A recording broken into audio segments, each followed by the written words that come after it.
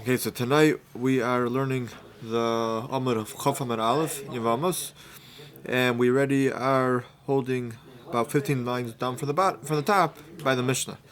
So we're actually starting the somewhat of a new topic. Until now we dealt with when there's a conflict with yibum. The Mitzvah say with yibum you have a conflict because there's an Isur erva that there's kareis, Mrs. Bezdin. So now there's a new level. The Mishnah, we're going to move off from erva of Isur kareis and Isur and Mrs. Bezdin. We'll have a little bit of that in a minute, but really it's going to move on to other types of Isur which are more lenient. Isur lav, Isur darabanan.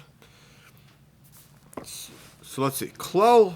So we start off this dealing with the previous topic. Klal amru bi Yevamos. They said a rule by yibum, by the Yevamos, kol she'isuro Isur erva lo chalatzes v'lo misfemes. Here's the rule that we were dealing with the entire time from the beginning of the Masechta, that if it's an Isur erva, it's kareis, so then there's no chalitz or yibum. And the Gemara is going to ask, what do you have to repeat that? That was exactly what we had on Daf Beis, and we discussed it for a long time already. Okay, so we'll get to that. Isur mitzvah, Isur Kedushah. But now the Mishnah goes on to what happens if Isur mitzvah or Kedushah. The Mishnah will explain soon which one is which, but one of them is a Isur losase, and one of them is an Isur darabanan. So you have a woman falling to yibum, but there's an Isur there. So you can't just have her off the hook. But there's no yibum, chalitza. We'll explain all the reasons in the Gemara. We had this in the first parak. If you have an erva, going back to the case of erva, which is kareis, so if you have two women, right, they're sisters, and one of them is an erva to the brother that's alive, and the other one is not, so it's a chosa she'ivimta, they're sisters, so you cholatz omis evemes. And this is a situation where even though one of the women is a sister to the other one, and usually we say achosu kukoso or zika, they're falling together as zika. So you would Assur both from yibum, like we had in the previous daf. But over here, because one of them is an erva to him, therefore he can go ahead and do yibum even to the sister. And the Mishnah explains Isur mitzvah that we mentioned is shnius. Shnius means derabanan. Isur derabanan. Midivrei sofrim midrabanan. Isur Kedushah. What does Kedushah mean?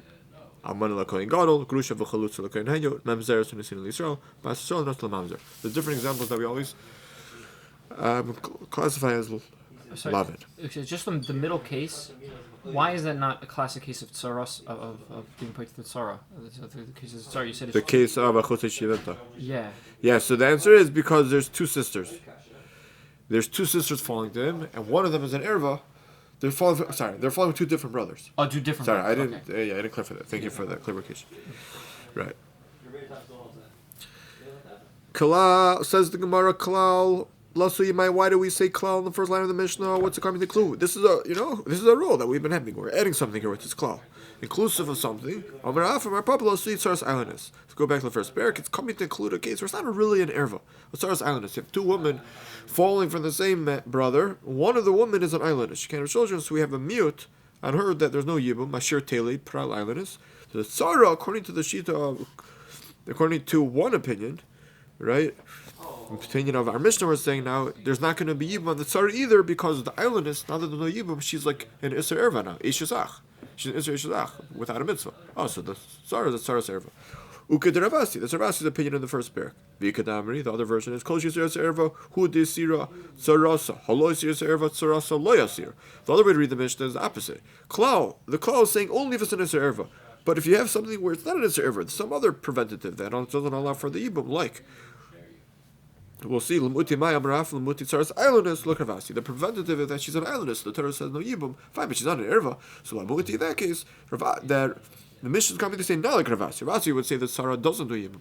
The Mishnah is saying she does do yibum. She's not an erva. And that was the opinion of, I believe, Rava, the Hilchasa that we paskin on Yebez.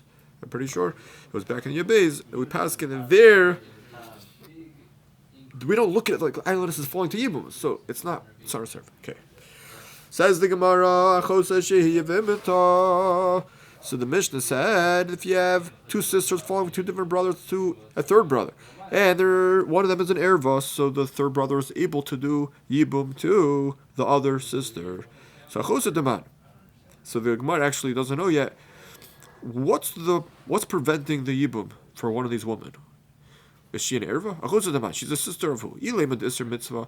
If you want to say, like, we're going to be confused, because we just said in the previous line of the Mishnah, go back there, we mentioned Isur Mitzvah, Isur Kedushah Cholat, says for Mitzvah. Then we go to Achos Shivimta. It sounds like it's going back on the case of Isur Mitzvah. So let's just call it Isur Mitzvah was a derabanan, right?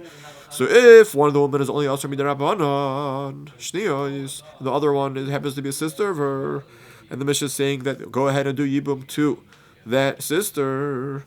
But why?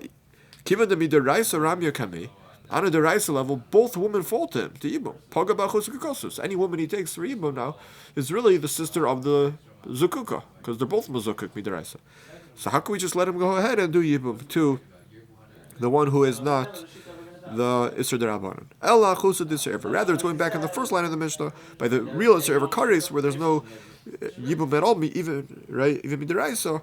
So there, the sister is not called achus kukosu because the one who's erva is not falling to yibum at all. Oh, so the case is that it's a one woman who's sisters with the live brother, and with the other sister that fell to yibum. Is that right? Why does it have to be the live brother? You could just have. It's the same case as before. We could just have two sisters. But you said that one of the sisters is erva to the brother. Right. So you have Reuven, Shimon, Levi. Reuven and Shimon married two sisters from a different family. Yeah. Reuven and Shimon, Reuven and Shimon die. So now their two sisters, there are two wives who are sisters are falling, potentially falling to yibum, to Levi, and one of them is an erva to Levi, right? It could be any erva, right? Oh, it could be any erva. Right, oh, you're giving an example. All right, it could be a sister. No, that's fine. That's fine. You could have that. Oh, fine. I didn't think you're right. It could be Elisa could be any erva. It doesn't have to be Levi. Could be in any situation. But like if fine, okay, that makes sense. It could be any erva as long as one of the women is erva. One example and would the be other one would be, if it was sister, which means this woman would be half sisters with right, one, yeah, that's a good, and half sister with the other. Okay, fine. Fine. That's fine. Good.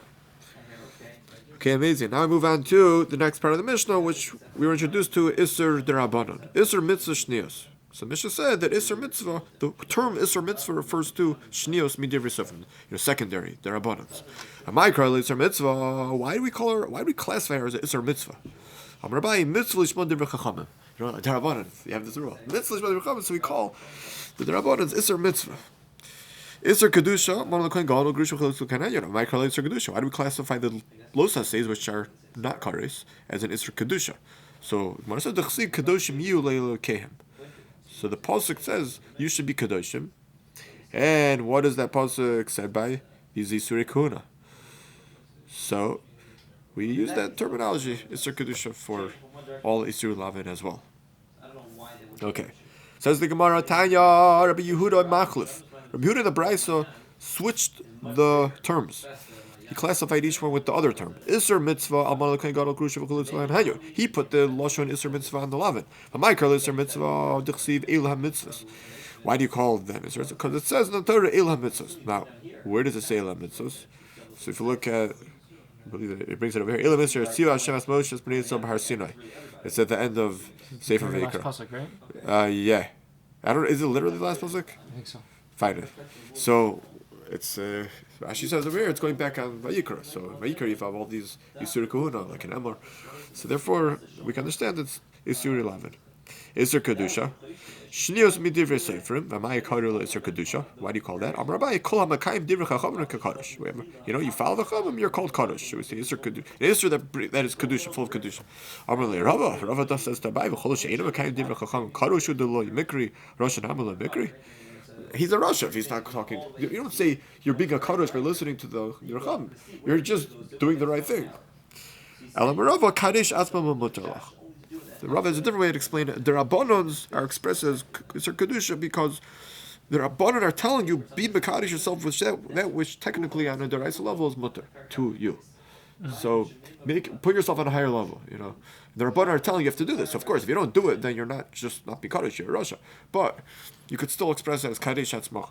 Chazal are giving you a way to be